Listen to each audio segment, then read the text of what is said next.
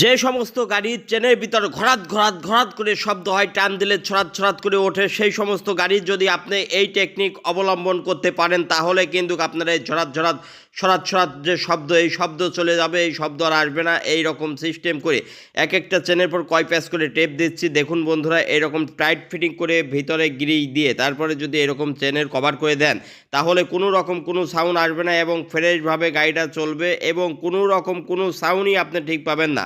আমার এই ভিডিওটি ভালো লাগলে অবশ্যই লাইক কমেন্ট শেয়ার করে সবাইকে দেখার সুযোগ করে দিবেন প্রিয় বন্ধুরা। যে সমস্ত গাড়ির চেনের ভিতর ঘরাত ঘরাত ঘরাত করে শব্দ হয়, টান দিলে ছড়াত ছড়াত করে ওঠে, সেই সমস্ত গাড়ির যদি আপনি এই টেকনিক অবলম্বন করতে পারেন তাহলে কিন্তু আপনার এই ঝরাত ঝরাত সরাত সরাত যে শব্দ, এই শব্দ চলে যাবে, এই শব্দ আর আসবে না। এই রকম সিস্টেম করে এক একটা চেনের পর কয় প্যাচ করে টেপ দিচ্ছি দেখুন বন্ধুরা। এরকম টাইট ফিটিং করে ভিতরে গ্রিজ দিয়ে তারপরে যদি এরকম চেনের কভার করে দেন তাহলে কোনো রকম কোনো সাউন্ড আসবে না এবং ফ্রেশভাবে গাড়িটা চলবে এবং কোনো রকম কোনো সাউন্ডই আপনি ঠিক পাবেন না। আমার এই ভিডিওটি ভালো লাগলে অবশ্যই লাইক কমেন্ট শেয়ার করে সবাইকে দেখার সুযোগ করে দিবেন প্রিয় বন্ধুরা।